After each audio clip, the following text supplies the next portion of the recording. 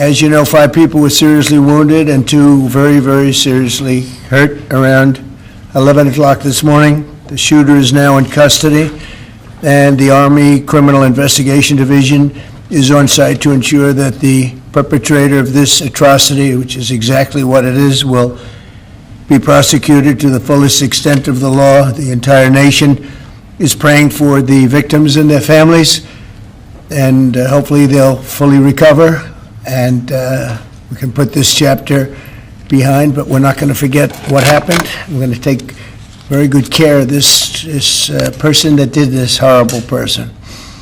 This afternoon, we're pleased to welcome to the White House one of the great and most esteemed business leaders and geniuses and innovators anywhere in the world, Apple CEO Tim Cook. It's an amazing job.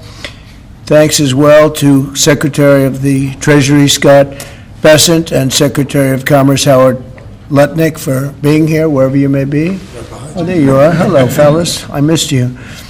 Today, Apple is announcing that it will invest $600 billion, that's with a B, in the United States over the next 4 years. That's $100 billion more than they were originally going to invest. And this is the largest investment Apple has ever made in America and anywhere else. And it's just an honor to have you. As you know, Apple's been an investor in other countries a little bit. I won't say which ones, but a couple. And they're coming home. $600 billion, it's the biggest there is. The company is also unveiling its ambitious new American manufacturing program, which will bring factories and assembly lines across our country all roaring to life. Areas that were not doing so well are doing very well. We have about $17 trillion coming into the United States, which is more than ever before. That's never even come close. There's never been anything like it. Even you, that's even a lot of money for you. But we have commitments of more than $17 trillion. That was as of a couple of weeks ago. These investments will directly create more than 20,000 brand new American jobs and many thousands more at the Apple suppliers like Corning, Broadcom, Texas Instruments, and Samsung, who all deal in that world.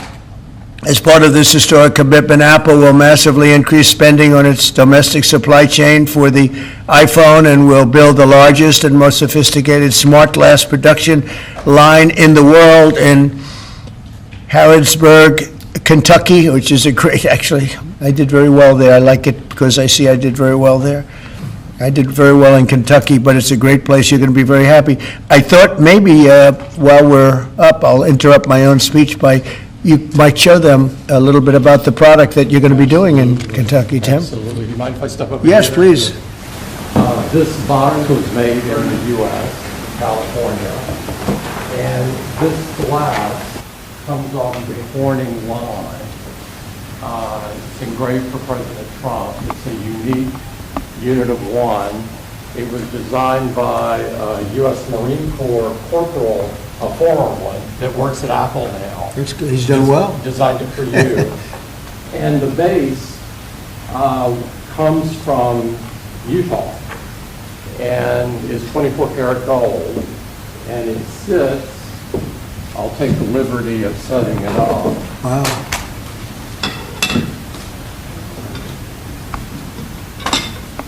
Well, let's see. There we go. Congratulations, Thank you Mr. very much. President. It's Thank you so fantastic. much. The great people of Kentucky. You're going to find it a great place to do business, too. It's fantastic. Isn't that nice? We're doing these things now in the United States instead of other countries, faraway countries.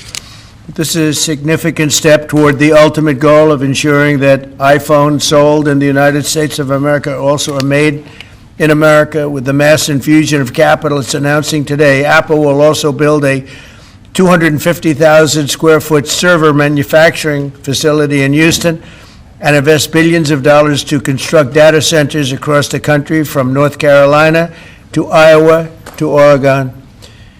That's big stuff. Apple will also open state-of-the-art manufacturing economy. It's going to be a manufacturing academy in Detroit, and that's a great place to do. Well, you know, big things are happening in Michigan and Detroit. They're coming in because of what we've done with the, I call it the great big beautiful bill. I added one word, great. But we have probably the biggest, most comprehensive piece of legislation ever passed. It's going to mean unbelievable numbers of jobs, and no jobs on, think of this, whether it's tips or overtime or Social Security, no tax. So no tax on tips, no tax on Social Security, no tax on overtime, and it's just a small bit of it. For Apple and others businesses, we're talking about the deductions and all of the things, and actually for people that go out and buy a car, first time it's ever been done, we talk about deductions for companies, but they're going to be able to deduct interest when they borrow money to buy a car, if it's made in America. It has to be made in America. So it is amazing, and one of the reasons I think I can say that Apple's coming here is the legislation we just passed with this kind of investment. Apple will also open other facilities, rare earth magnets from Texas, and build, I love that you're doing this, I love that, and build a brand-new rare earth recycling line in Mountain Pass, California. I know that area, that's where they have a lot of truly rare earth. That's fantastic, I love that. And Apple will help develop and manufacture semiconductors and semiconductor equipment in Texas, Utah, Arizona, and New York. For years, Americans have watched as many of our leading tech giants built their factories overseas and exported American jobs abroad. But under the Trump administration, we're doing everything possible to make this the best place on earth to build a factory or grow businesses. I'm allowing them to build electric producing plants with their factory, because otherwise they'd have to hook into the grid. And I think it's one of the biggest things we've done, where you can build, Tim, your own electricity. You become your own electric manufacturer, and that goes along with the plant. So you become a utility. So congratulations, now you're in the utility. I hope they don't value your company based on utility, but that's okay. You're going to be making your own electricity, and as you probably know, for much of this and many of the things that we're doing, especially the AI, they would need actually double the electricity that the country now produces for everything. So it's massive electric, and they're going to be able to make their own, and they're getting very fast approvals. Lee Zeldin is doing a fantastic job, including with a 100% expensing on the one big beautiful bill. In return, we're asking our businesses to invest in America, and they're coming in at levels that we've never seen before. So I don't know when it shows up, but there are a lot of factories and a lot of plants that are either under construction or soon will be starting construction. So can't tell you exactly when, but I want to be around in about a year from now and 2 years from now, because we're going to see an explosion, I think, like this country has never seen before. Never. Today's announcement is one of the largest commitments in what has become among the greatest investment booms in our nation's history, and we've got the hottest country anywhere in the world. You know, I told you the story that, and Tim, I'll tell you, but I went to the Middle East, and I was with Qatar, I was with UAE, and the King of Saudi Arabia, all great leaders. And then I went to NATO and saw many great leaders, and we just finished that about 4 weeks ago. Virtually everyone said, in effect, that we were a dead country 1 year ago. America, this was a dead country. We were dying, we were dead. And now you've got the hottest country anywhere in the world. This would have never happened except for certain people. Thank you very much, I appreciate it. NVIDIA is investing $500 billion. To go along with Apple, $600 billion. Micron, great company, is investing $200 billion. IBM is investing more than $150 billion. SoftBank is investing substantially more than $100 billion. TSMC is investing $200 billion. Johnson & Johnson, $55 billion. Merck, Stellantis, and General Motors are putting many, many billions in. They haven't determined the final number. And many other countries are investing tens of billions of dollars, and I'm not going to give you the whole list because the list is too long to read. But it's hundreds of billions and even trillions. I mean, it's trillions of dollars is being invested right now. Last week, it was announced that our economy grew at 3% in the second quarter, and consumer confidence is surging. Blue-collar wages are rising rapidly. Costs are way down. You know, I listen to these horrendous frauds on CNN and various other fake news networks, and they say costs are up. No, costs are down. Gasoline is down. It's going to soon, I believe, be less than $2 a gallon. It's around $2.40 right now, many places, other than in California where they tax you out of business, but and a couple of others. But gasoline is way down. The price of groceries are down. How about eggs? When I first came here, my first week, the press hit me very hard on eggs. Eggs had quadrupled or something. I said, I didn't know about it. Give me a chance. I've just been here for 4 days. Well, eggs are down. Everything's down. Price is down. The only thing that's up is stock prices. That's really up, and that's through the roof. The stock market has been hitting all-time records, all-time highs.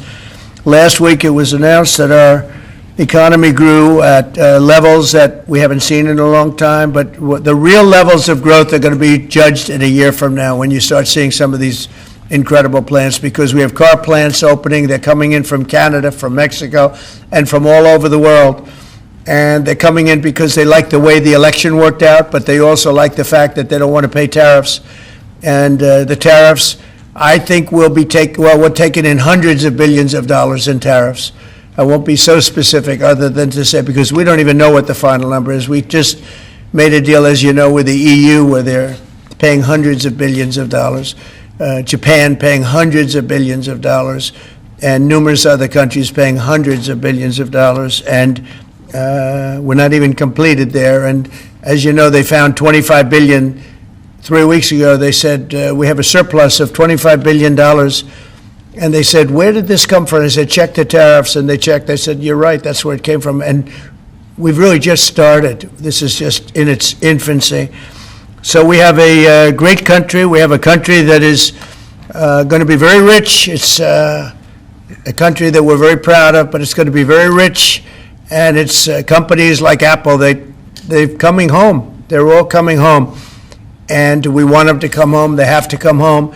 We're going to treat them really well. We're going to be putting a very large tariff on chips and semiconductors. But the good news for companies like Apple is if you're building in the United States or have committed to build, without question committed to build in the United States, there will be no charge.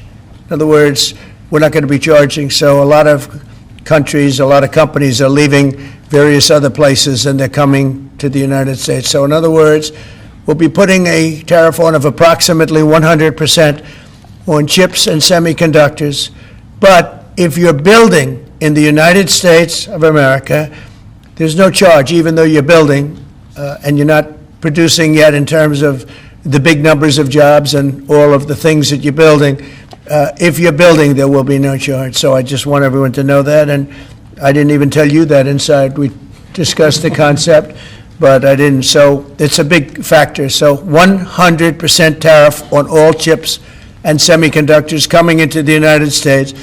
But if you've made a commitment to build, or if you're in the process of building, as many are, there is no tariff. Okay? If for some reason you say you're building and you don't build, then we go back and we add it up, it accumulates, and we charge you at a later date. You have to pay, and that's a guarantee. So that's a big statement, and I think the chip companies are all coming back home. They're all coming back. You know, we started with Intel, and gradually Intel was just taken over the coals. They were taken to the cleaners, frankly, and moved to other places, in particular Taiwan. But I think a lot of those companies are coming back, and they're coming back very rapidly. So that's a big statement. 100% tariff. I want to thank you very much. Tim, would you like to say a few words about your company, please? It's okay. Good afternoon, everyone. Mr. President, thank you very much for having me here today. You've been a great advocate for American innovation and manufacturing. I'm grateful for your leadership and your commitment. That's a commitment we share at Apple because American innovation is central to everything we do. Our products are designed here, we're hiring and growing here, and we support 450,000 jobs with thousands of suppliers and partners in all 50 states. Earlier this year, we made our largest ever spending commitment, $500 billion to the U.S. over the next 4 years. That's already yielding results. Earlier this year, we broke ground on a new factory in Houston to make advanced AI servers. And just last month, the very first test unit rolled off that factory's line, proudly made in America. President Trump shared some kind words about that work, but he also asked us to think about what more we could commit to doing. And Mr. President, we took that challenge very seriously. I'm glad to be here with you today, and I'm very proud to say that today we're committing an additional $100 billion to the United States, bringing our total U.S. investment to $600 billion over the next 4 years. As a part of this, we're launching Apple's American Manufacturing Program. It will spur even more production right here in America for critical components used in Apple products all around the world. And we're thrilled to announce that we've already signed new agreements with 10 companies across America to do just that. First, with today's announcements, I'm proud to say that Apple is leading the creation of an end-to-end silicon supply chain right here in America, from design to equipment to wafer production to fabrication to packaging. In Texas, we're working with manufacturers like Texas Instruments, Global Wafers America, and Applied Materials. We're working with Amcor in Arizona and Broadcom and Global Foundries in New York. Thanks to President Trump's vision, and with his help in his first term, we also led the way to bring TSMC to Arizona by committing to be their first and largest customer. Today, they're producing tens of millions of chips for Apple using one of the most advanced process technologies in America today. We're going to keep working with our suppliers to move even more of this incredibly advanced work to America. And this year alone, American manufacturers are on track to make 19 billion chips for Apple in 24 factories across 12 different states. Second, we're committed to buying American-made advanced rare earth magnets developed by MP Materials, which will become part of Apple's devices shipped around the world. MP is the only fully integrated rare earth producer in the United States, and with this partnership, they'll be significantly expanding their flagship facility in Fort Worth, Texas. We're also thrilled to work together on a cutting-edge rare earth recycling line in Mountain Pass, California. And third, in Kentucky, we've worked with our partners at Corning to build the world's largest and most advanced smartphone glass production line.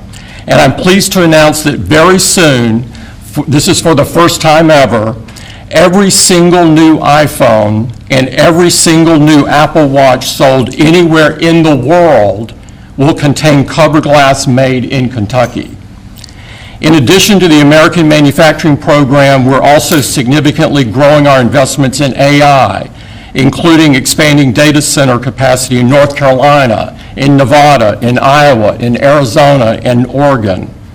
So we're going to keep making investments right here in America. We're going to keep hiring in America. And we're going to keep building technologies at the heart of our products right here in America, because we're a proud American company and we believe deeply in the promise of this great nation.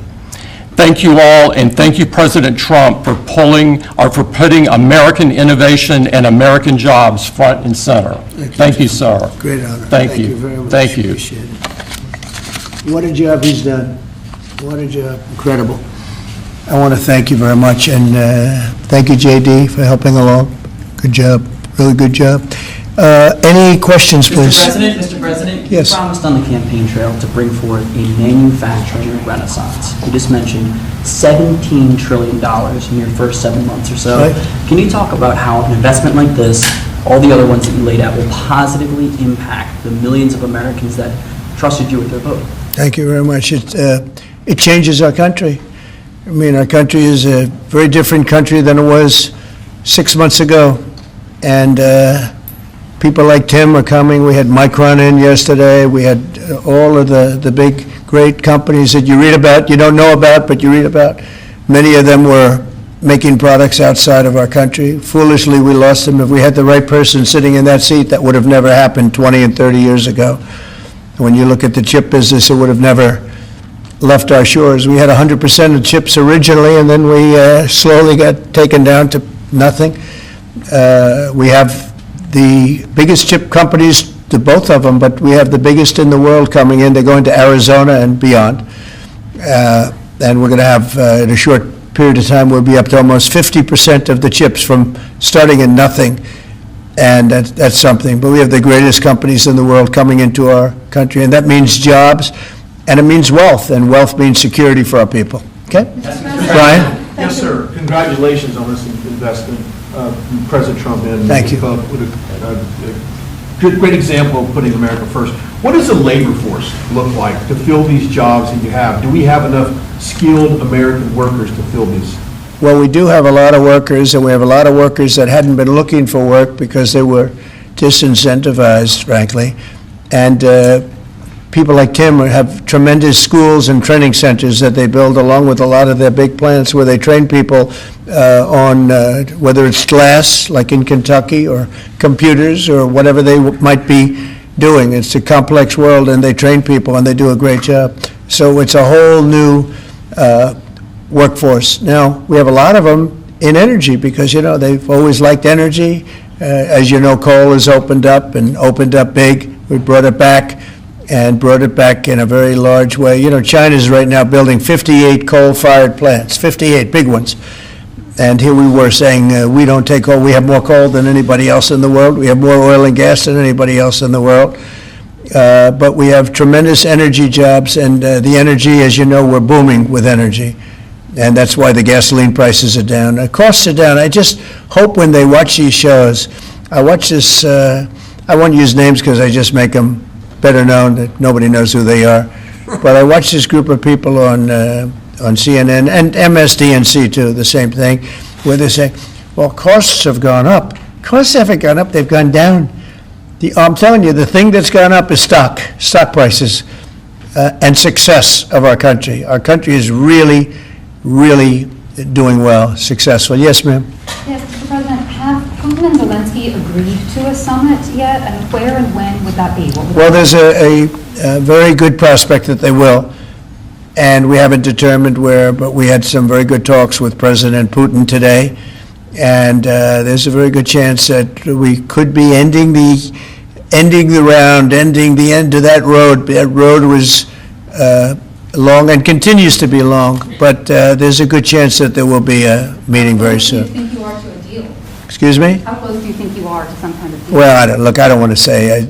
I've been disappointed before with this one. We've solved 5 wars, plus add to that Iran, where we wiped out their nuclear capacity for weapons. They would have had a weapon within 2 months, maybe less, and that was totally obliterated. It turned out it was a total obliteration, and the pilots and the people that did that job are really, we have the greatest armed forces in the world, but that was really something. In fact, there's a model of the plane right there. So, you got to bring that up, Susie. We have to see that.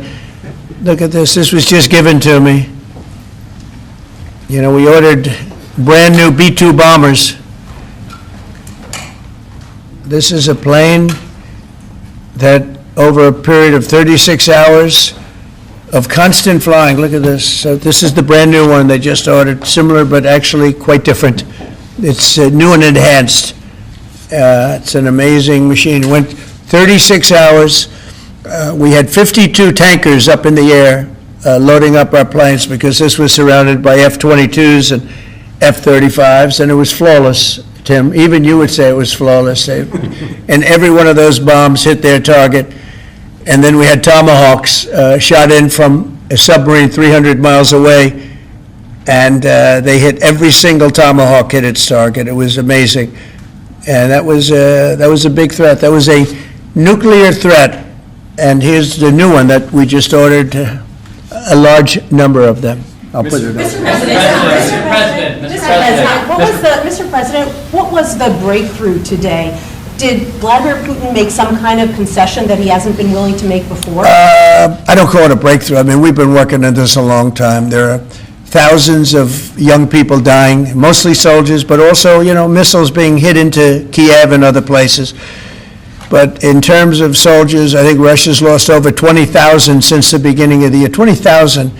And I guess the estimate for Ukraine is about 9,000. It's a terrible situation. We want to get it stopped. We don't have American soldiers there, but I feel I have an obligation to get it stopped. This was not my war. This war would have never started, not even a chance. And it didn't start for 4 years. It went 4 years and didn't start. But this is Biden's war. This was on his watch. And, it's funny, we had, no land was taken from Trump. It was taken from Bush. It was taken from Biden. The whole thing they would take from Biden if it weren't for us. But it was taken by Obama. Take a look at what was taken with all of the land that was taken. Nothing was taken by Russia from us. Not 1 ounce of land was taken. I'm here to get the thing over with.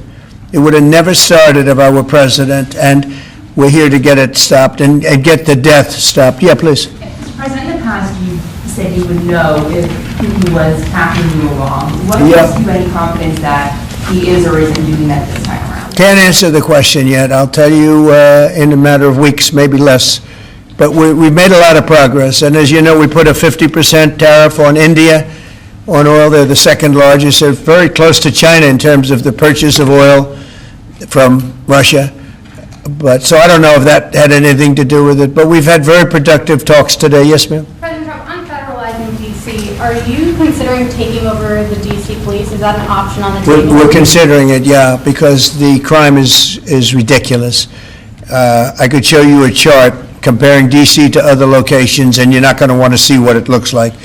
It was just up on television, actually, they were showing it. Now, we want to have a great, safe capital, and we're going to have it. And that includes cleanliness and it includes other things. We have a capital that's very unsafe. We just almost lost a young man, beautiful, handsome guy that got the hell knocked out of him the night before last. And I'm going to call him now. We wanted to give him a little recovery time. We just put a call into him. They're calling back in a little while, but he went through a bad situation, to put it mildly, and there's too much of it. We're going to do something about it. So whether you call it federalized or what, and that also includes the graffiti that you see, the papers all over the place, the roads that are in bad shape, the medians that are falling down, the median in between roads that's falling down. We're going to beautify the city. We're going to make it beautiful. And what a shame. The rate of crime, the rate of muggings, killings, and everything else, we're not going to let it. And that includes bringing in the National Guard, maybe very quickly, too. And do you want Congress to look at overturning the D.C. Home Rule Act? We're going to look at that. In fact, the lawyers are already studying it. We have to run D.C. This has to be the best-run place in the country, not the worst-run place in the country. And it has so much potential. And we're going to take care of it. You're going to be safe.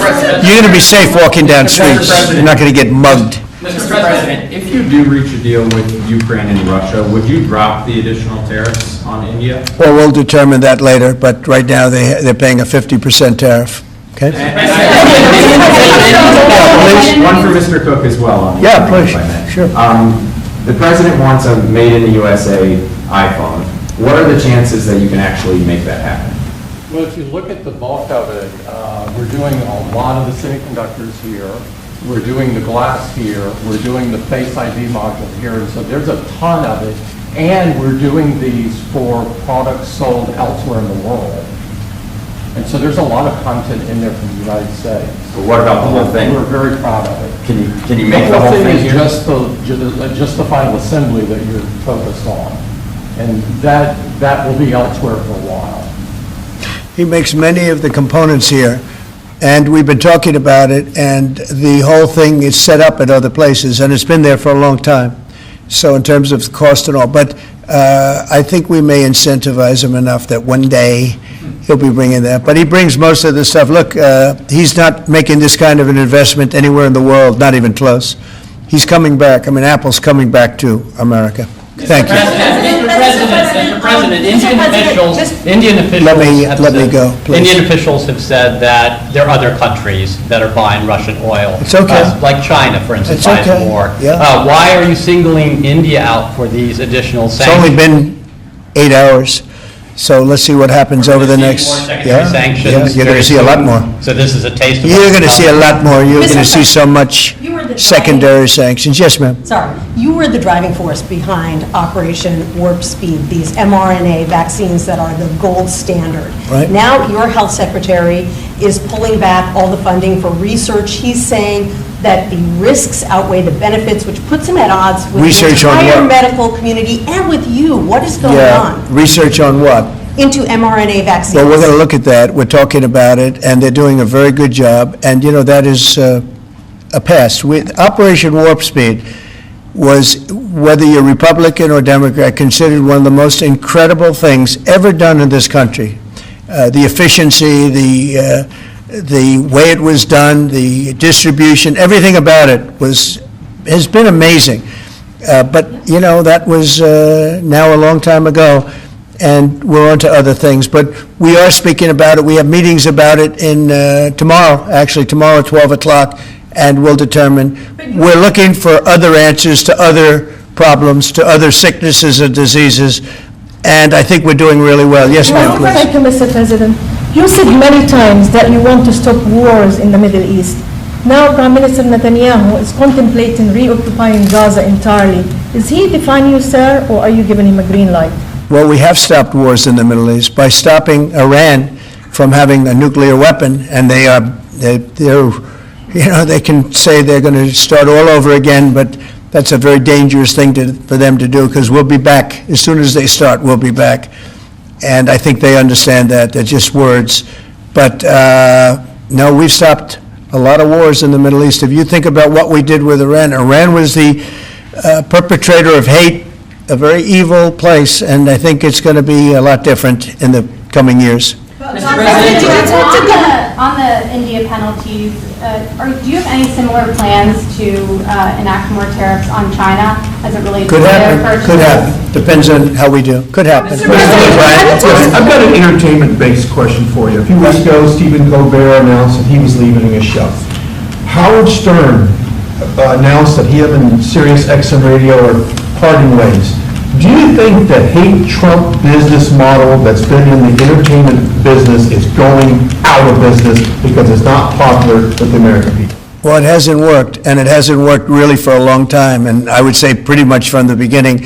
Colbert has no talent. I mean, I could take anybody here, I could go outside in the beautiful streets and pick up a couple of people that do just as well or better. They get higher ratings than he did. He's got no talent.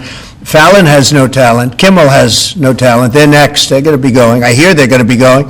I don't know, but I would imagine because they get, you know, Colbert has better ratings than Kimmel or Fallon. You know that. Howard Stern, it's a name I haven't heard. I used to do a show, used to have fun, but I haven't heard that name in a long time. What happened? He got terminated? Yeah, they're going to separate ways because I think what they're offering salary-wise is real low than what he's getting. You know when he went down? Whenever you want. You know when he went down? No, before. When he endorsed Hillary Clinton, he lost his audience. People said, give me a break. He went down when he endorsed Hillary Clinton. Mr. President, Have you talked to Governor Cuomo? Interviewing Fed candidates yet? Yeah, And we've are you started the considering interviewing that? process. Scott and I and Howard, a lot of people, JD, we have some great candidates. It's probably down to 3. He doesn't want the job. He said, do you like this job better? Yes, sir. I mean, he's a candidate, but I don't think he'll take it.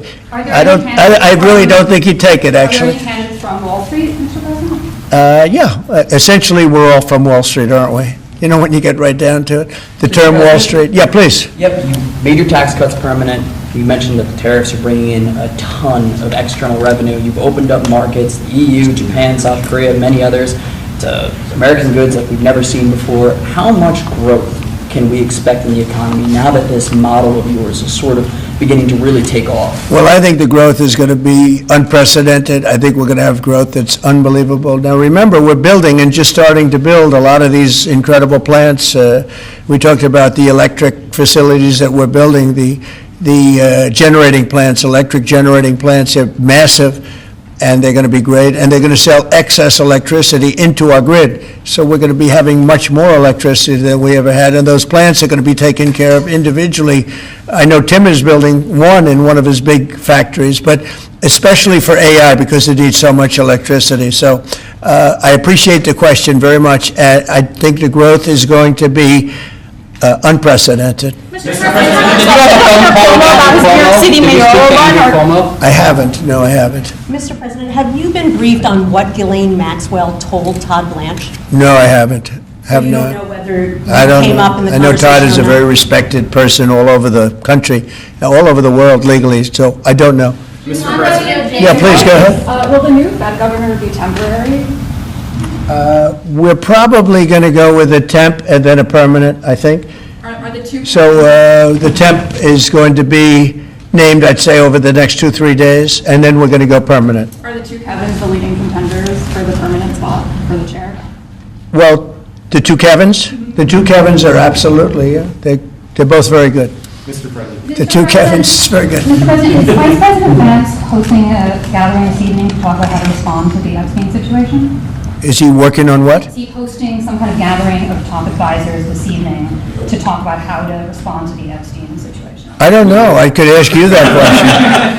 I don't know of it, but I think, here's the man right here. I saw it reported today, and it's completely fake news. We're not meeting to talk about the Epstein situation, and I think the reporter who reported it needs to get better sources.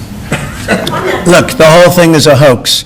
It's put out by the Democrats because we've had the most successful 6 months in the history of our country, and that's just a way of trying to divert attention to something that's total bullshit, okay?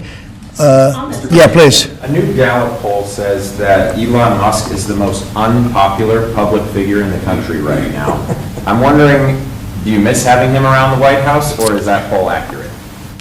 I don't know if the poll's accurate. I think he's a good person. I think he had a bad moment, really bad moment, but he's a good person. I believe that. President Trump, are you keeping that 10 to 12 day deadline? China facing potential secondary sanctions for Yeah. Russian oil.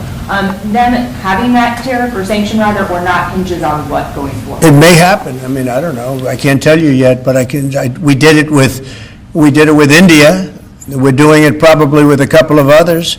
One of them could be China, yes. Are you keeping that 10 to 12 day deadline that you had given Russia after today's talks? Well, we're pretty much getting close to it right now, but we're having very serious talks right now about getting out of Ukraine, getting it settled, getting it ended. Should have never started, would have never started. If I were president, it would have never started. I want to thank Tim Cook. He's a great, great man, a visionary, a businessman, just about every quality he can have other than athleticism. I don't know about that. I'm looking at him. I'm not 100% sure about you. You're a good athlete. I bet you're pretty good. I think he's good at everything, but I want to thank you very much, Tim. Thank you, sir. Congratulations. Thank you all very much. Thank you. Thank you, Chris. Thanks, guys. Right here. Cut it out. Thank you, guys. Thanks, everybody. Thank you, Chris. Thank you, guys. Let's go. Thank you. Thanks, guys. Thank you. Right behind you.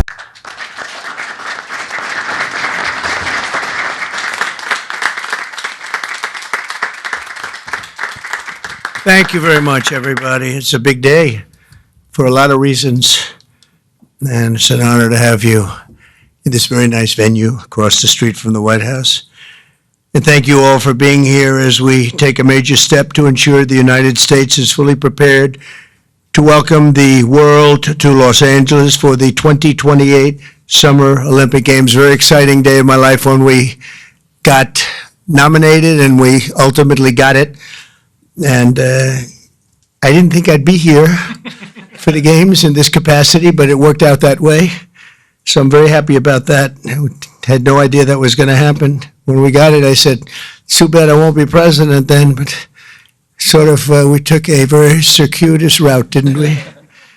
In my first term, we were instrumental in helping the city of Los Angeles win the bid to bring the Olympic torch back to American soil, and today I will sign an executive order establishing the White House Task Force on the 2028 Summer Olympics, mobilizing the entire federal government to ensure the games are safe, seamless, and historically successful. It's going to be amazing. I think it's going to be amazing. America is a nation of champions, and in July 2028, we'll show the world what America does best, and that's win. We're winning like we have never won before. You see that all the time. A year ago, we were not a country that was doing well, and now we're the hottest country anywhere in the world. I want to recognize several members of the task force, including our great Vice President, J.D. Vance. J.D., thank you very much. Thank you. Our equally great Attorney General, Pam Bondi. Pam, thank you very much, Pam. Secretary of Homeland Security, Christy Kerr. Christy Kerr. Do you know who Christy Kerr is? She's a friend of my great golfer. Christy, no, she's a better golfer than you. That's the only thing, but you're better at a lot of other things. But I want to thank you for being here, for doing an unbelievable job, really an unbelievable job. FCC Chairman, Brendan Carr. Brendan, thank you.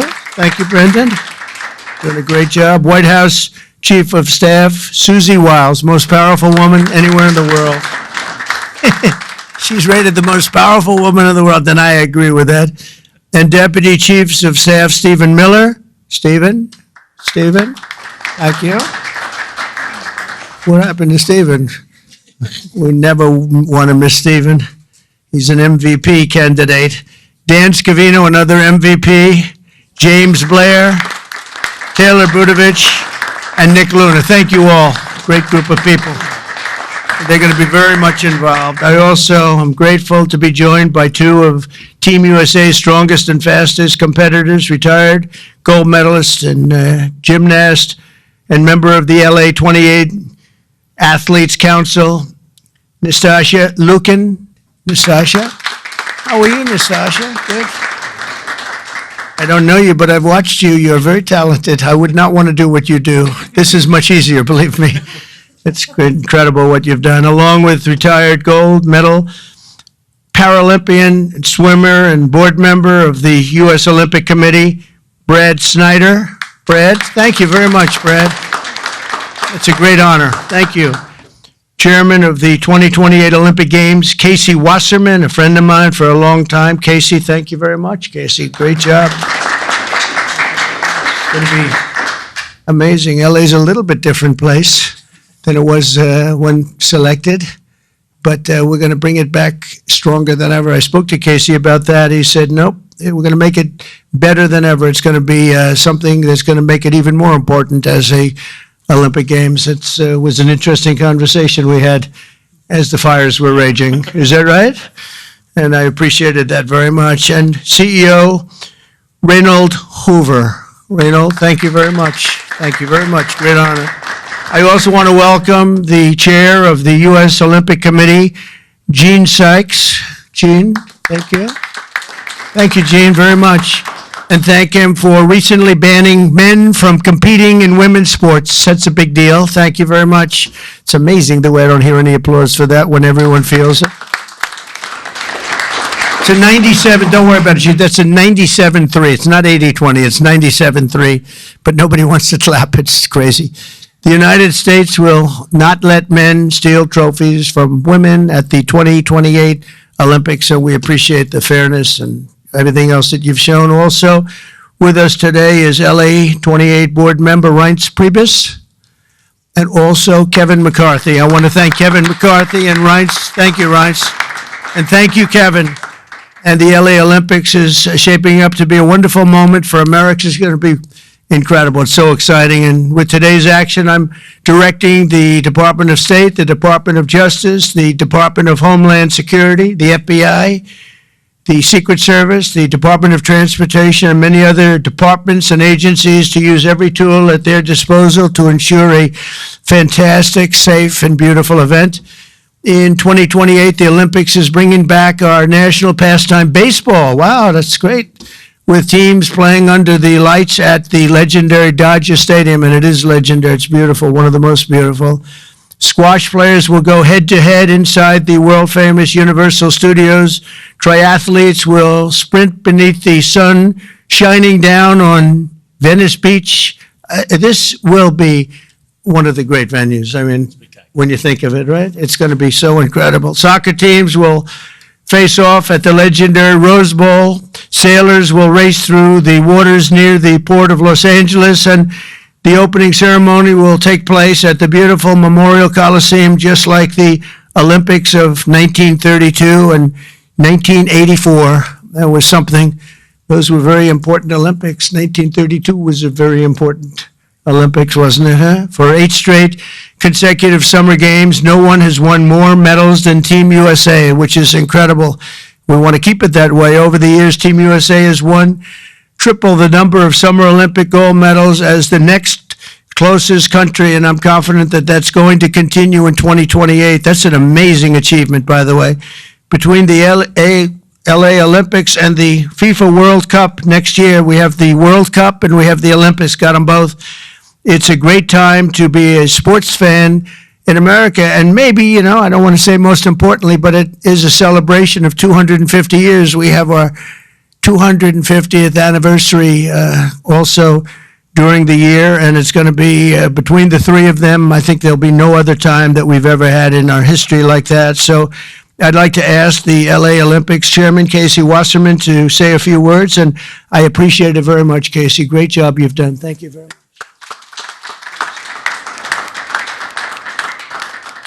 Thank you, Mr. President. Your support and the entire administration's support through this whole process has been truly extraordinary. In just 1,074 days, yes, we're counting, sir, the eyes of the world will be on this country as we open the 2028 Olympics. And it feels just like yesterday, and you were just president-elect in December of 2016, that you leaned into this process back then. And you've been supportive and helpful every step of the way, and we wouldn't be here without you, so we greatly appreciate all your support. Thank you very much. Our games plan is near final. We've announced a competition schedule. Some of the greatest brands in America have stepped up to support these Olympic Games as commercial partners.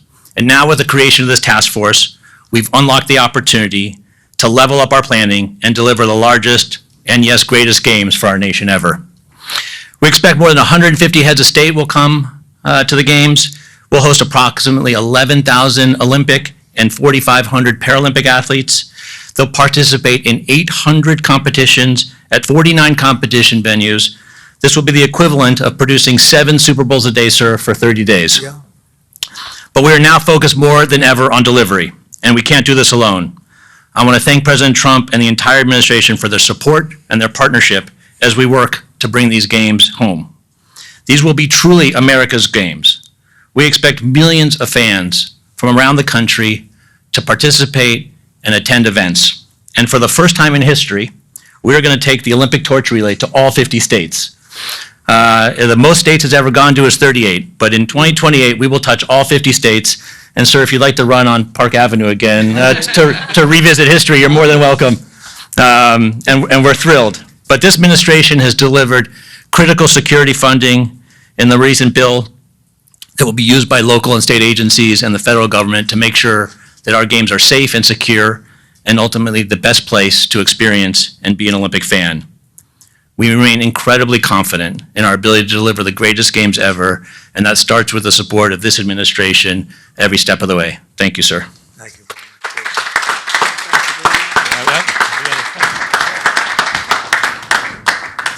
We don't have trophies in the Olympic movement, but as you know, 1984 hosted the Olympics in Los Angeles, right. And someone we admire, President Reagan, both of us, presided over those, and you will preside over our games. So we have for you a full set of the 84 original medals. Wow.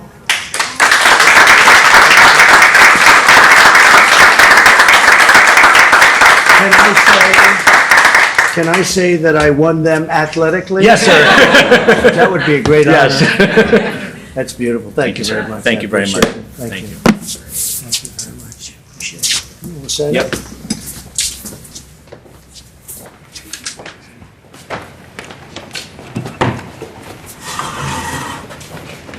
Okay, come on around, everybody.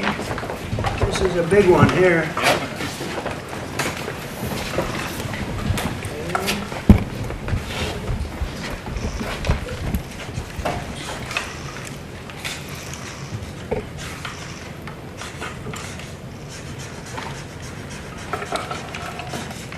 Pam, no auto pen.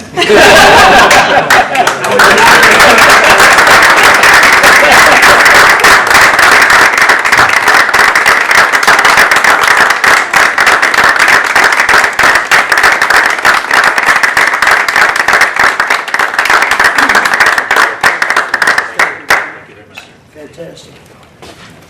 Thank you very much. Mr. President, Mr.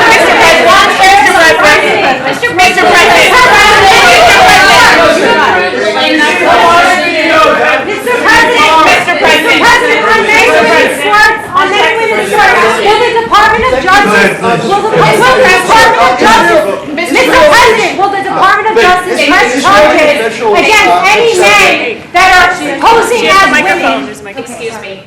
No, he called on me, but thank you. Go ahead, please. Thank you, Mr. President.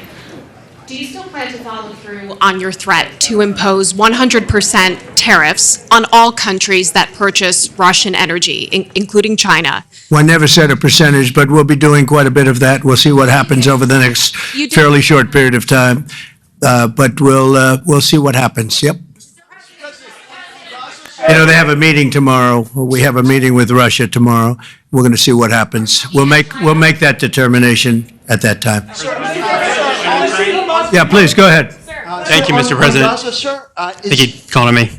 Thank you, Mr. President. On Ukraine, President Zelensky just signed a law allowing for citizens age 60 and above to serve in the military.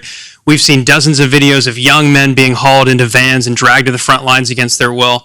And we've even seen videos of a young man with Down syndrome serving on the front line. You, when you campaigned, you said you wanted to see the people stop dying. A lot of people admired that statement. Now the people dying are elderly, mentally handicapped, and conscripts.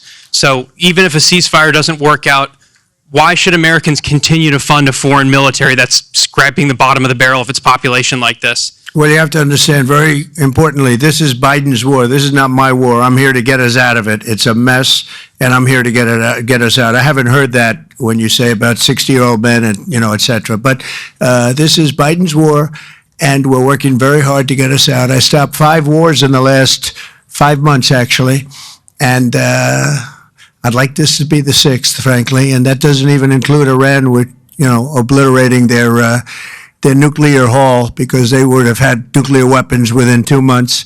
But stopped a lot of wars. You just take a look at the ones just over the last 2 or 3 months. It's been amazing. This is the one I'm trying to stop. This is the one we're working hardest on. The other ones I stopped within a matter of days, almost every one of them, including India and Pakistan, and I could go over the whole list, but you know the list as well as I do. But this is the one we'd like to see. I haven't not heard that, but this is Biden's war. And it's a war that he got us into, or indirectly got us into. It should have never happened. It would have never happened had I been president. Yeah, next to you. Thank you, Mr. President. Would you support Israel reoccupying all of Gaza, as has been suggested by some Israeli officials? Well, I don't know what the suggestion is. I know that we are there now trying to get people fed.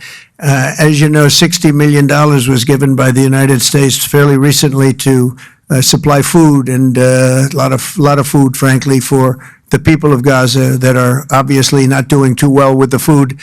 And I know Israel's going to help us with that in terms of distribution and also money. We also have the Arab states are going to help us with that in terms of the money and possibly distribution. So that's what I'm focused on. As far as the rest of it, I really can't say. That's going to be pretty much up to Israel. Yeah, please. Go ahead, please. Thank you. On transgender athletes in the Olympics, back to the safety, especially of female combat boxers, will the Department of Justice considering pressing charges against any man that tries to masquerade as a woman coming into this country to beat up American athletes? And secondly, would your administration consider genetic testing so that these people can prove that they're actually women competing? Well, I think there is going to be a very strong form of testing. As far as charges, I'd have to ask the Attorney General about that. I don't know. But there will be a very, very strong form of testing, and if the test doesn't come out appropriately, they won't be in the Olympics.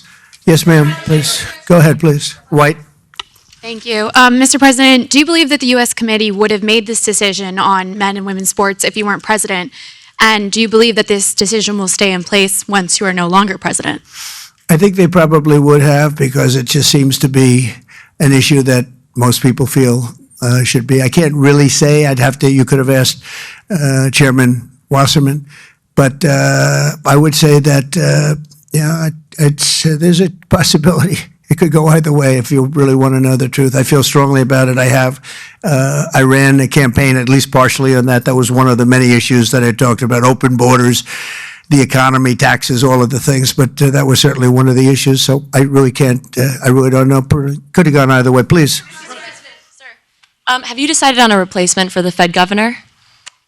For Fed governor, I'll be making that decision before the end of the week, and we'll either decide on one for permanence or the 4-month period, the term. There's a term of about a number of months. We have a couple of candidates. Everybody wants it, okay? It's not a couple, but we've narrowed it to a couple of candidates. And we've also, we're looking at the Fed chair, and that's down to 4 people right now. Very good. Well, I can tell you, because I've already said there's 2 Kevins and 2 other people, okay? Brian? Thank you, Mr. President. This has to do with the safety aspect of the Olympics. What can you do as a president to ensure that Southern California, the greater Los Angeles area, is safe from any fire danger, that the state clears away brush in state parks, the reason why this last fire happened in Pacific Palisades? What can you ensure for that? Well, as you know, Brian, we have, I've been fighting with them for a long time about allowing the water to come down from the Pacific Northwest, essentially. And we actually opened up that water pretty strongly. We got a lot of opposition from the governor. We opened it up anyway, and the water is coming down. That we want it opened further. They have a lot of water. They send it out into the Pacific Ocean in order to protect the smelt. It's a little tiny fish that's not doing very well, especially when they don't have water. They really do badly, okay? But it's a fish, environmentally protected, even though it's in many other areas. I think they just use that as an excuse to smelt. You'll check that out. But I think it's just an excuse. They've got to allow full water, and they're working with Lee Zeldin is really helping us a lot, but they've got to allow a full complement of water to come down from the Pacific Northwest. There is so much water. If Gavin Newsom let the water come down, see the way I pronounced his name properly for a change, if this guy allowed the water to come down from the Pacific Northwest, they have so much water they don't know what to do with it. All of those sprinklers would have gone on. All of those people with those beautiful houses with sprinklers in the ceilings and with the water, the fire pumps outside, all that water, they didn't have any water because they wouldn't let the water come down. There's so much water there. At first, when I got involved with this issue in my first term, I said to the congressman, they took me up because they wanted to show me the fields where they could farm 10 times more product. You'd see 100 acres, and you'd see 1 acre or 2 acres, beautiful green. It's very vibrant soil, but they don't give it the water that it's entitled to. And I said, oh, they have a drought? I said, no, they told me we don't have a drought.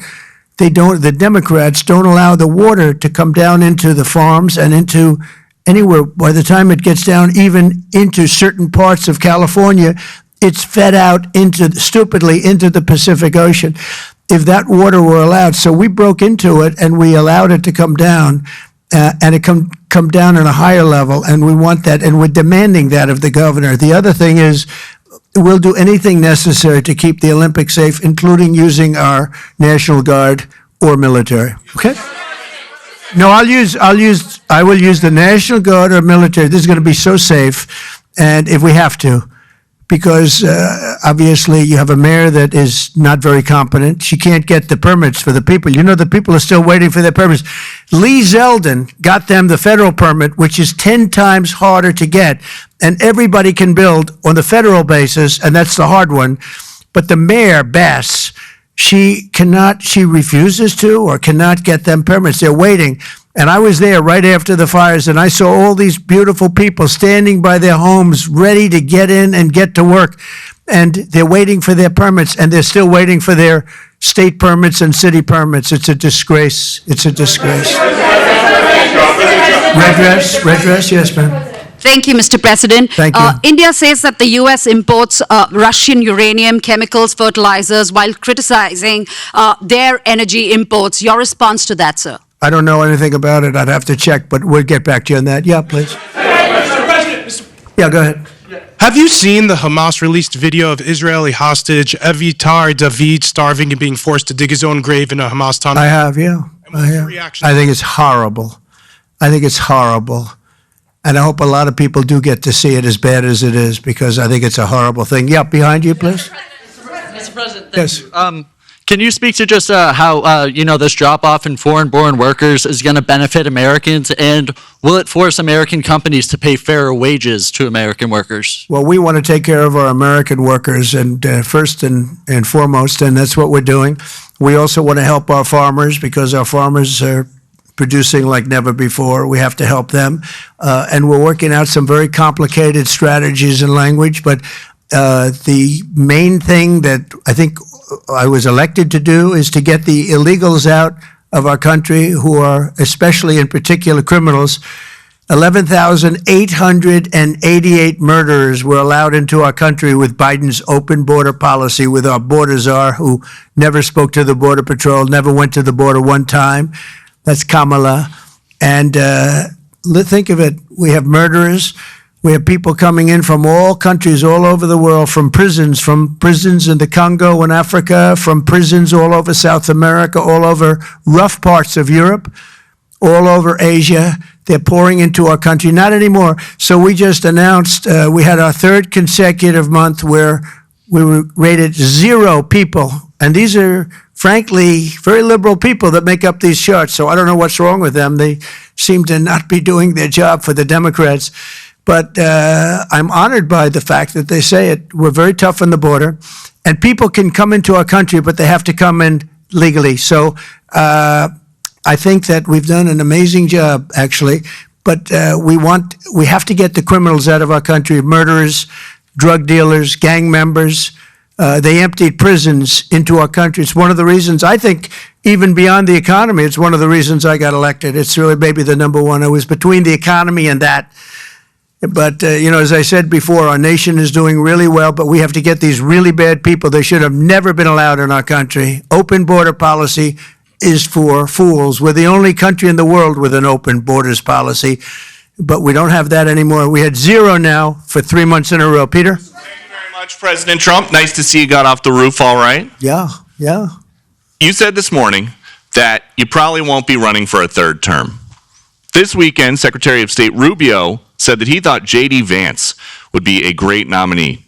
You could clear the entire Republican field right now. Do you agree that the heir apparent to MAGA is J.D. Vance? Well, I think most likely, in all fairness, he's the vice president. I think Marco is also somebody that maybe would get together with J.D. in some form.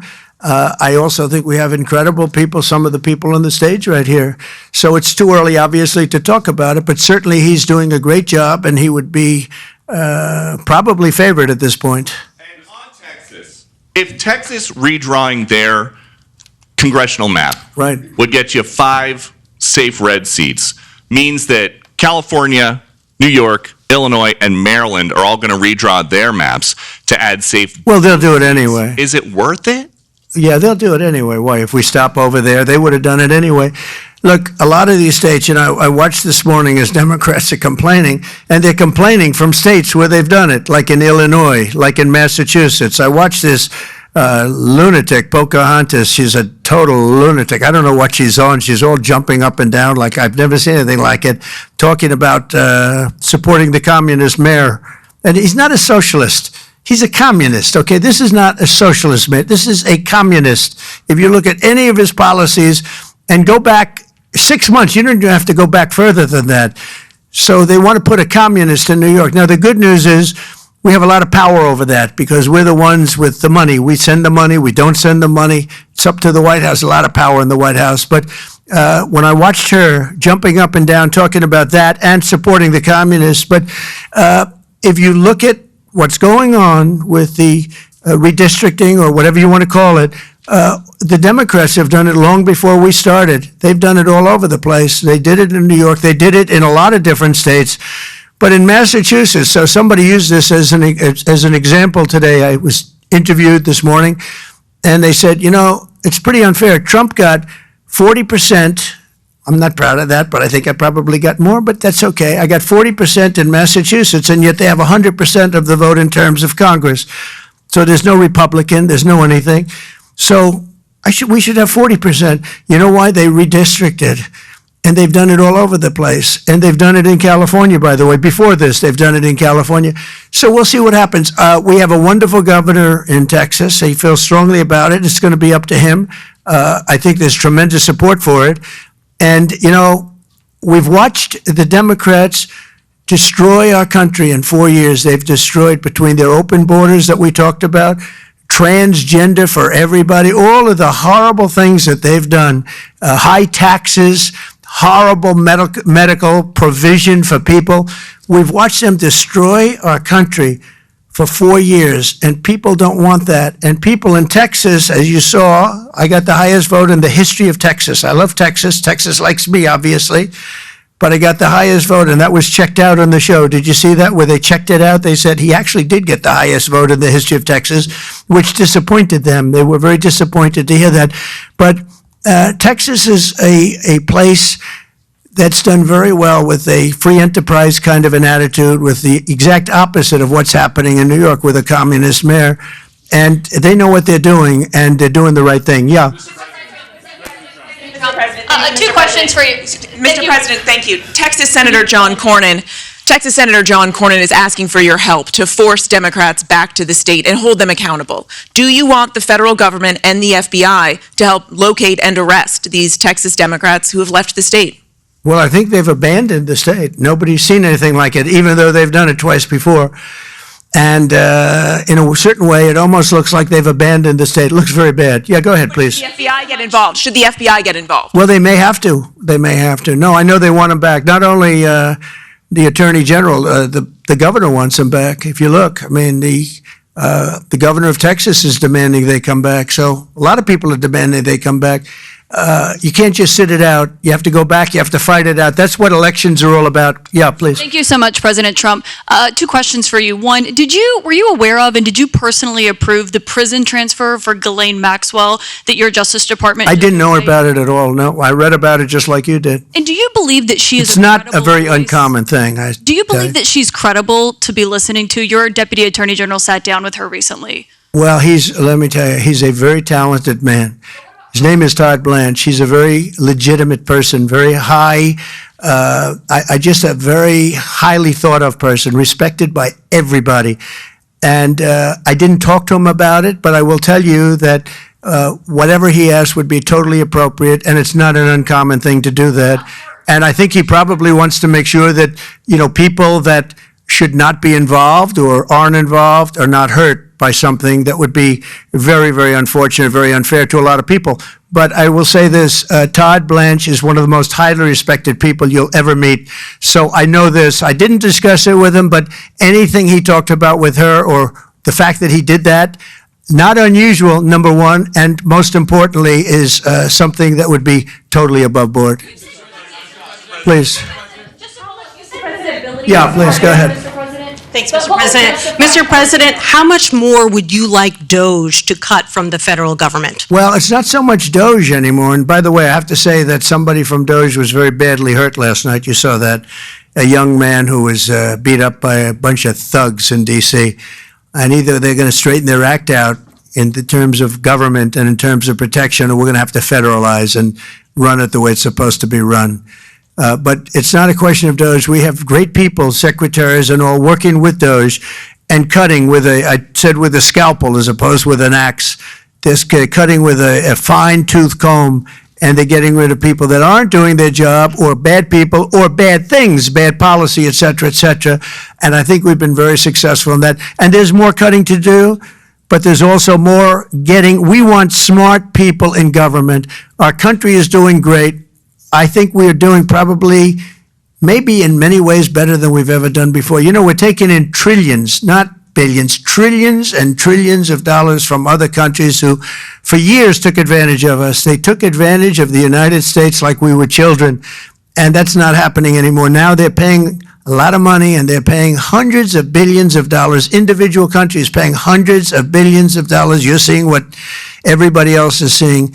And we have a lot of things we can do. You know, one of the questions asked of me this morning is, are you going to make a dividend to the people? And the purpose of what I'm doing is primarily to pay down debt, which will happen in very large quantity. But I think there's also a possibility that we're taking in so much money that we may very well make a dividend to the people of America. Thank you all very much. Thank you. Thank you very much. Thank you. National Weather Service, was that part of the Thank you, Mr. President. Well, thank you very much, everybody. We're going to have just a quick session with Steve Moore. Everybody knows Steve Moore with the Heritage Foundation, highly respected, one of the most highly respected economists and people that watch your money and know more about your money and your life than probably anybody I can think of.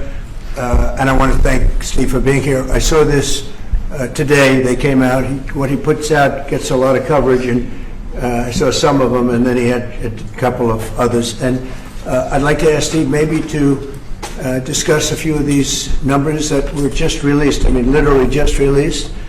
And then we're going over, and we're going to do Purple Heart. We have some incredible, brave people that I look forward to, so we're going to do that right after this. Steve, could you say a few words about the various charts? Thank you, Mr. President. So I called the President because I had some very good news from some new data that we've been able to put together that no one has ever seen before, and I'll just very quickly go through these. So I was telling the President that he did the right thing in calling for a new head of the Bureau of Labor Statistics, because this shows that over the last 2 years of the Biden administration, the BLS overestimated job creation by 1.5 million jobs. That's Mr. President, that's a gigantic error. And I don't know if she's, I'm not It might not have been an error, that's the bad part. If it was an error, it would be one thing. I don't think it's an error. I think they did it purposely. Whether that, you may well be right, but even if it wasn't purposefully, it's incompetence. Right. Okay, so 1.5 million jobs overestimated. We have access to the some data that no one else does on what has happened month by month with median household income. This is based on unpublished Census Bureau data. It will be released sometime in the next 6 months, but we get an advanced look at it. And so I was telling the President, in his first 5 months in office, starting in January through the end of June, the average median household income adjusted for inflation for the average family in America is already up $1,174. That's an incredible number. Yeah. Just came out. Just came out. So that's a giant gain. And if I would have said this, nobody would have believed it. There's your number. We're doing well. So the next one compares, we finally have the 2024 data on what happened with real family income in the United States. And so what I did was I compared the record in Donald Trump's first term with the Joe Biden first term. And you can see that, by the way, these dotted lines here, Mr. President, that's COVID. So if it had not been for COVID, these numbers would have been substantially better. But even taking account President Trump's last year in 2020, we saw a $6,400 real after inflation gain in income for the average family. And that compares with Joe Biden, which was a measly $551. So, Mr. President, you gain 10 times more income for the average family than Joe Biden is because of your policies. And that's taken into consideration COVID, Yep. which a lot of times you don't have to do that, but we were I'm very glad you did. We're over No, we were almost 8,000 until Look at that number. Yeah. Okay. So then we looked at which families did the best. And we have data from the Census Bureau that shows by income percentage. So the 25th percentile is the lowest income, 75th percentile is the highest income. And what I find fascinating about this, Mr. President, is every income group did better. The red is President Trump, the blue is President Biden. Every single income group did better under President Trump. But what's really amazing is look what happened under Biden. the lowest income group lost income under Biden. They were poor 4 years after Biden's presidency. No gain virtually whatsoever for the middle class, and the rich was the only group that did better under Biden, which is ironic because Biden keeps saying he was trying to get rid of income inequality. He made income inequality worse, not better. It was President Trump that reduced income inequality. These numbers just came out, by the way. And then finally, these are the numbers just I just showed you in percentage terms. Mr. President, these are the numbers in dollar terms. So even the lowest income, 25th percent, gained about $4,000 in income. That's a lot for a lower income family. $6,400 for the middle class and almost $10,000 for the richest. So you can see every income group did better under Trump than Biden by a wide margin. That's the story. I think when you look at them, they're all something, but this one chart really says it better than anything. If you look at this is great, but this chart is pretty amazing right here.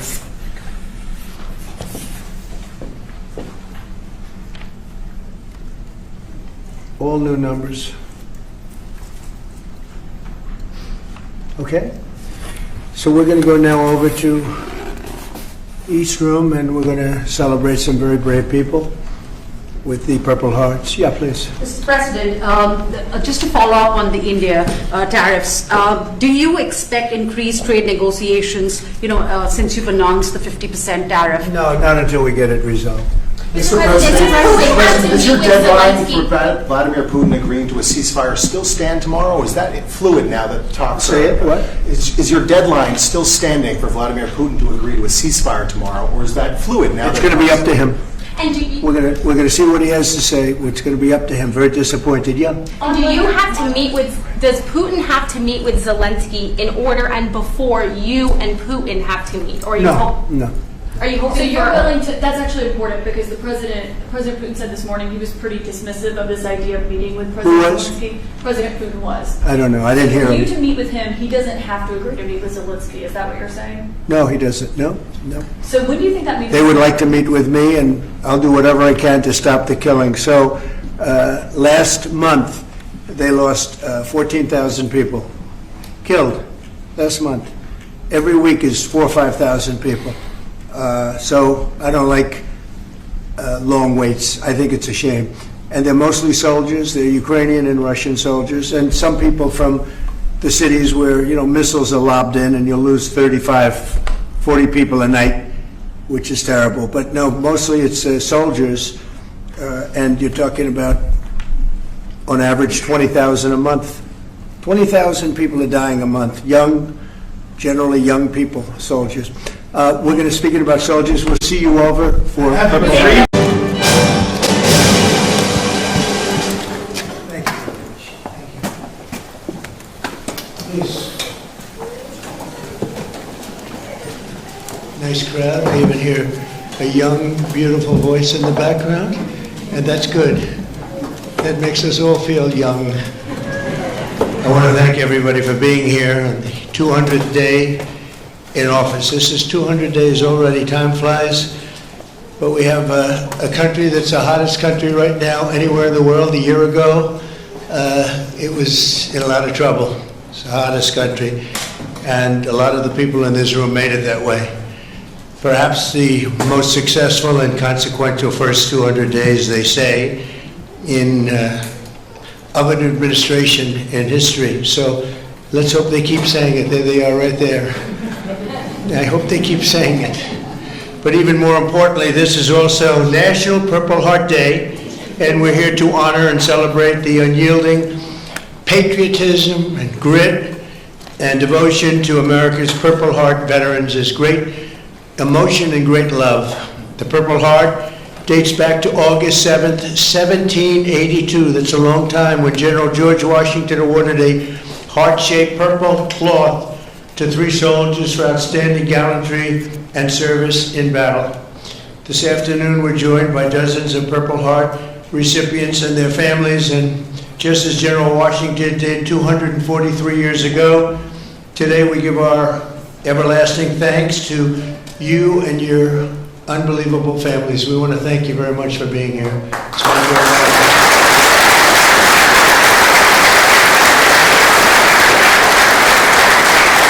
We're also joined by American patriots who love our military and our veterans, including Secretary of Defense Pete Hegseth. You're doing a great job, Pete. Thank you. We're working hard together. Secretary of Veterans Affairs with 92% approval rating, I hear. It's a record. Doug Collins, thank you very much, Doug. The Director of National Intelligence, Tulsi Gabbard. She's got a lot of interesting things happening in the last 2 months. Keep it coming, Tulsi, keep it coming. Chairman of the Joint Chiefs of Staff, General Dan Kane, my friend. We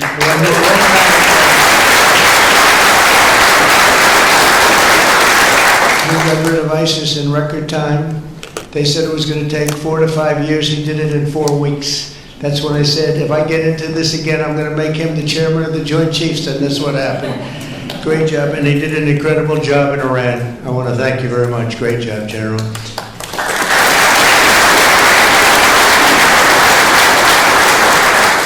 Deputy Secretary of Energy and Purple Heart recipient, James Danley. James, thank you very much, James. Great job. We have a Medal of Honor recipient, Captain Paris Davis. Thank you. Where are you? Where might he be? Oh, look at you. You're better looking than I am, I'll tell you that. Thank you.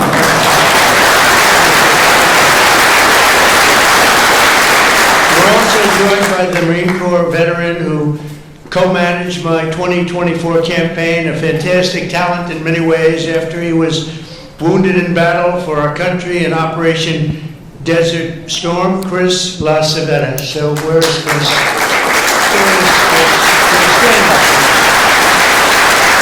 With your beautiful daughter. Thank you very much for being with your father. It's very nice. Every Purple Heart tells a story of courage, sacrifice, and purpose. It speaks of a price paid for the soldier beside you, the country behind you, and the generations of Americans yet to come. And we have some great generations to follow. It's going to happen. Those who wear this medal ran into bullets, faced ferocious bombs, and shed their blood on the field of battle. We will never forget what they did. We will always use them as an example of bravery and courage and strength. And we will also always think, when we look at them, of our great American flag. We want our great American flag to be strong, and it's stronger than ever.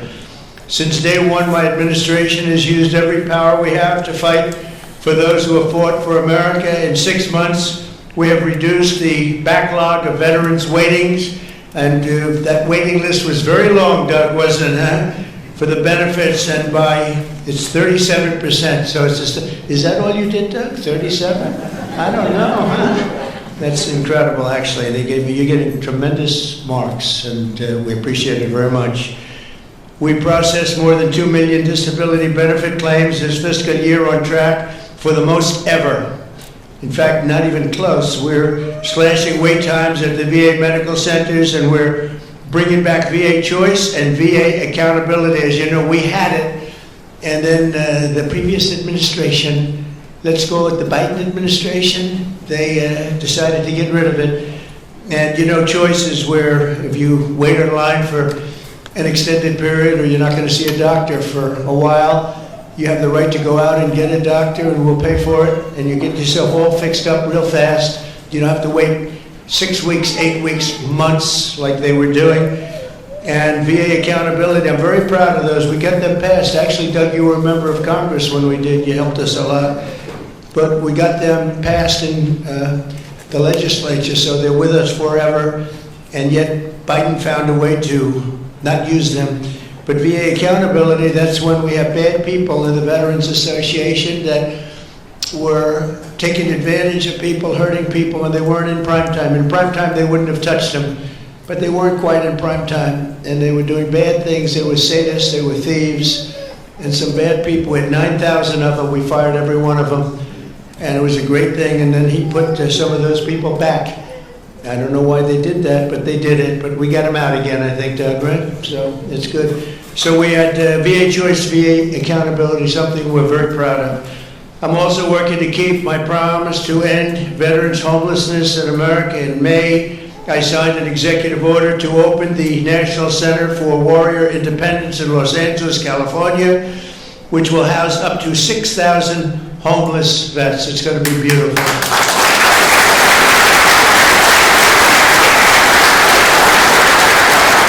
And just last week, I signed the VA Home Loan Program Reform Act, a big deal, to help ensure no veteran is kicked out of their home for a late payment. If you're a little bit late, don't worry about it. And frankly, if you're a lot late, you don't have to worry about it either. You just get it in when you can. Get it in when you can. America's veterans have done their duty for us, and under the Trump administration, we are doing our duty for you. Okay? That's the way it's supposed to be. One of our brave soldiers with us today is Army Veteran Specialist Kevin Jensen. In 2008, Specialist Jensen was a gunner in a Humvee racing to support a platoon ambushed by the Taliban in Afghanistan. His vehicle was hit by a roadside bomb, flew 10 feet. He flew 10 feet up into the air and exploded in flames. The whole place was in flames, including, unfortunately, Kevin. But he suffered deep third-degree burns, and all over his body he was in trouble, big trouble. Despite the agony, he selflessly ran to the aid of his platoon leader, who was engulfed, or just absolutely, everyone thought he was gone. He was engulfed in fire. "Sir, I've got you. I've got you, sir," Kevin shouted and pulled his friend to safety.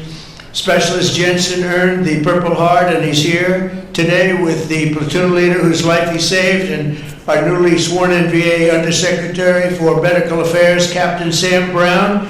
Kevin and Sam, please stand, and I know Sam very well. Sam is great.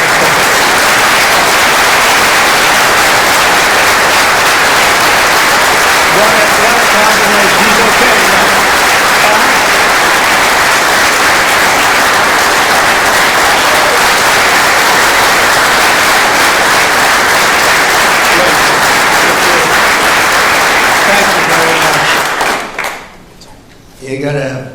You did a great thing, because I got to know him and his really beautiful wife. You know, you're not allowed to say beautiful anymore. It's political suicide, they say. But I'll say it anyway. And the most beautiful family you've ever seen. And I just want to thank you for having done, and you for your great bravery. It's really great. Thank you both for being here. Appreciate it. Thank you.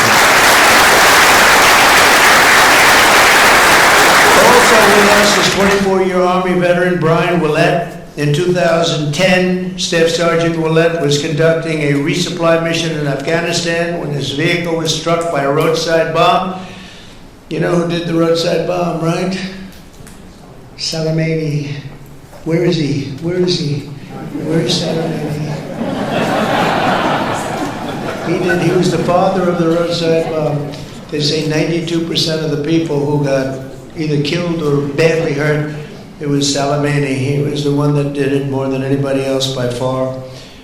Leaving this person very seriously injured 7 months later, Brian's teenage son, Private Kevin Willett, who was also deployed to Afghanistan, was standing guard when insurgent forces attacked with heavy fire. The grenade knocked him out and knocked him right to the ground. He was in big trouble, but Kevin rose to his feet and successfully repulsed the attack on his camp, earning both the Purple Heart and Bronze Star for valor. And I'd like to ask Brian and Kevin to please stand wherever you may be. Hi. Good job.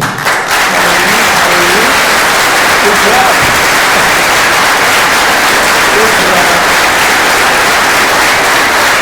Two great people. I would say these are different types, right? These are different types, right? But same blood, that's all we care. Since he's West Virginia. That's very good. You both look great. Thank you both very much. Appreciate it. We're also joined by Marine Corps veteran Staff Sergeant Thomas Mateo, wounded 6 times during 2 tours in Vietnam. At the end of his first tour, shrapnel sliced open his abdomen and he was left bleeding and they thought he was gone. He was on the jungle floor for a long period of time, but he recovered and chose to go back and fight. Thomas later continued to protect our citizens as police chief of Hialeah Gardens and Inverness. That's two good places. We love those places. We love Florida. Every time I ran there, I won, so I gotta love it, right? Set records. We have the all-time record, Thomas, and he was one of the very rare 6-time recipients of the Purple Heart. Boy, you got hit. Where's Thomas? 6 times. You gotta be kidding. That's pretty tough stuff. And look at you. You look fantastic. So did it have any negative impact on you, would you say, now that you're recovered, fully recovered, would you say? Did you get any extra aches and pains or anything? 2 prosthetic knees, sir. That's it. That's called an ache and a pain.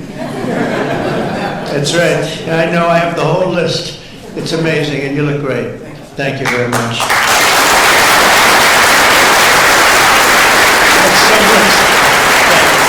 It's amazing.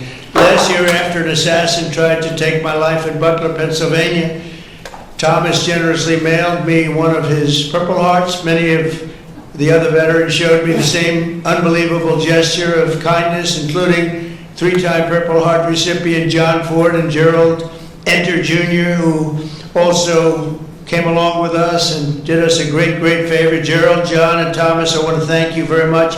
What a great honor to get those Purple Hearts. I guess in a certain way it wasn't that easy for me either when you think of it, but you went through a lot more than I did, and I appreciate it all very much. Thank you. Thank you. Where are you? Stand up, please. Please. Thank you very much. Thank you very much.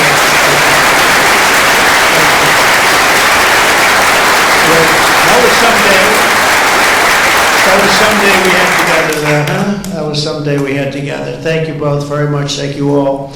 From the very beginning, our nation's fate has depended on heroes like those in the room who placed their bodies between the enemy fire and really that fire and the American freedom that we all love so much. Because of their sacrifice today, our flag is still waving proudly and our freedom is still safe and secure and our future is looking brighter and greater than ever. Our country is doing really well. We're very proud of our country. We had that mission. I watched those B-2 bombers with those pilots. We had them in the Oval Office celebrating their incredible bravery and talent, pure talent. Every single bomb hit its mark perfectly. And then we had Tomahawks coming in, 30 of them coming in from submarines that were 300 miles away. They all hit their mark too. Look at this smile on you. You think that's your boy. Look at the smile. But pretty good, right? Pretty good. We had them and we celebrated all together. We actually had 52 tankers. Can you imagine? We had a lot of the people over to the White House, to the gardens, and it was an incredible day. It was a day of celebration. They've been looking to do that for 22 years. One of the pilots came up and said to me, we've been waiting for 22 years, my predecessors, because he was a young guy, but he said, we've been practicing this 3 times a year for 22 years. Who knew that, Pete? And I said, you mean you knew exactly what to do? He said, every single year, 3 times a year, we'd practice for that specific event, and you were the one that had the guts to do it, send us on our way. I said, were you happy or unhappy about the fact that I said, he said, we couldn't get into the planes fast enough, right? I said, well, you guys are different, but they're really talented people and special. We've had some incredible success. But I want to give a very special thanks to all of the Purple Heart recipients that are with us today and all over the country and all over the world, frankly. And I'll now sign the proclamation officially declaring this as National Purple Heart Day. Very special day. Thank you very much, everybody. Thank you.